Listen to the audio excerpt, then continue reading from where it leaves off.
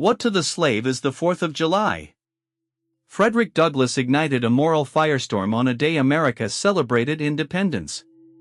In 1852, he stood in Rochester, New York, a former enslaved man, shedding light on a bitter reality. While the nation rejoiced, millions remained in bondage. The 4th of July, a symbol of liberty, resonated with patriotic fervor, yet the glaring truth remained: enslaved Africans endured unimaginable suffering, their lives defined by oppression. Douglass was a testament to the struggle against tyranny. Born into slavery in Maryland, his life was marked by hardship. Separated from his mother as a child, he escaped, becoming a beacon of hope advocating for abolition. As he prepared for his speech, he understood the weight of his role. He was the voice of an oppressed people. His speech confronted the very foundation of American values, articulating the hypocrisy of celebrating liberty while millions remained enslaved. "I am not included within the pale of this glorious anniversary," he proclaimed, emphasizing that while the nation basked in its triumph, the enslaved faced a dark reality devoid of rights. Douglass posed uncomfortable questions, forcing his audience to reckon with the moral weight of their freedoms. "To drag a man in fetters into the grand illuminated temple of liberty and call upon him to join you in joyous anthems is inhuman," he declared, spotlighting the moral contradictions in American society. As his speech reached its climax, Douglass's delivery became a powerful assertion of humanity and justice. His words pierced the facade of celebration, igniting a call for conscience. He demanded that America confront its contradictions and face the brutal reality of slavery head-on. Frederick Douglass's journey from enslaved person to powerful orator was paved with profound struggles. Born in February 1818, he experienced firsthand the brutality of a dehumanizing system. Separated from his mother and raised by strangers, he cultivated a keen awareness of his world. Education became the key to his liberation. In a daring act of defiance, he learned to read and write, each word a weapon against oppression. In the summer of 1838, Douglass's commitment to freedom reached a boiling point. He escaped from slavery, embarking on a perilous journey that took him from the foggy banks of the Chesapeake Bay to the bustling streets of New Bedford, Massachusetts. This journey was fraught with danger. He traveled under the constant fear of capture, hiding in the shadows, relying on the kindness of strangers. Upon reaching New Bedford, he found not only safety but a voice as an advocate for abolition. Douglass transformed pain into power, captivating audiences with his eloquence, passion, and first-hand experience of the horrors of slavery. He became the editor of the North Star, an abolitionist newspaper that declared, "Right is of no sex, truth is of no color, God is the Father of us all, and we are all brethren." Through this platform, Douglass tirelessly spread the message of equality and justice, illuminating the grim truths of systemic oppression and awakening the conscience of the nation. The 4th of July became a focal point for Douglass's growing anger and frustration. While white Americans reveled in their independence, countless African Americans remained shackled, their voices drowned out by jubilation. This realization inspired him to prepare for the oration at Rochester's Corinthian Hall on July 5, 1852. Douglass pored over his notes, reflecting on the historical context of this national holiday and the revolutionary ideals of the Declaration of Independence, penned just 76 years earlier. As he stood before the audience, he felt the weight of expectation. The speech he was about to deliver was a challenge to the nation's conscience, a mirror held up to the hypocrisy of American society.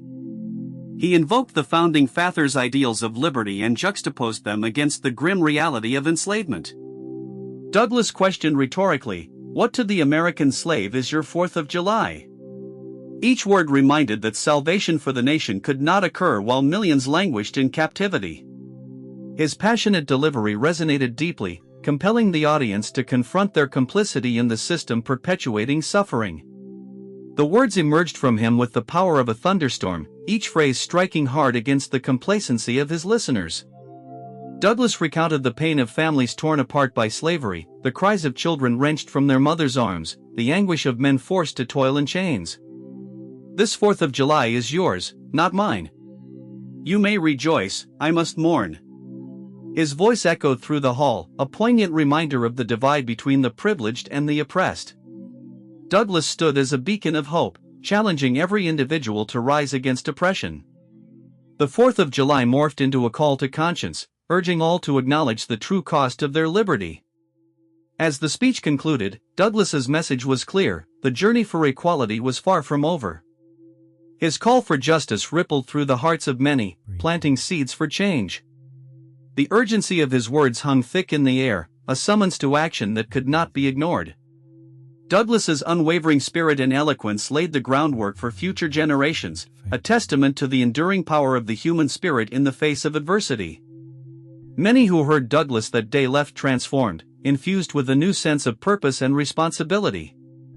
They understood that true freedom could not rest on the backs of the enslaved.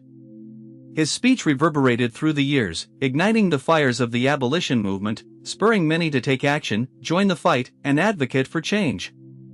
Years later, Douglass's words continue to reverberate, reminding us of the ongoing struggle for justice. His legacy forged a connection between past and present, inspiring modern movements advocating for civil rights. The themes articulated in his 4th of July speech resonate deeply today, as we witness growing calls for justice echoing across various platforms. His insistence on confronting uncomfortable truths urges us to reflect on our roles in the fight for equity. Douglass invites us to explore the essence of freedom in a modern context. What does freedom look like today? Is it merely the absence of chains, or a broader understanding ensuring everyone has the opportunity to thrive? He challenges us to consider how privilege often blinds individuals to the suffering of others and urges a deeper understanding of solidarity and support for those who continue to struggle. Douglass's life was a testament to resilience. He transformed his own suffering into a catalyst for change. His journey illustrates the power of education, eloquence, and courage. As we reflect on Douglass's impactful life and profound words, we are challenged to consider how we can catalyze change in our own lives and communities. Each of us carries the responsibility to keep his spirit alive through our actions. We must not only remember his words but also live them by confronting our own complicity in systemic injustices. Let us honor the legacy of Frederick Douglass by standing boldly against injustice. Let us educate ourselves, listen to the voices of the marginalized, and work tirelessly to dismantle the structures that perpetuate inequality. The lessons imparted by Douglass compel us to confront the uncomfortable, challenge the status quo, and cultivate a society embodying equity and justice for all. Let us move forward, inspired to continue the pursuit of justice, carrying his torch into the future.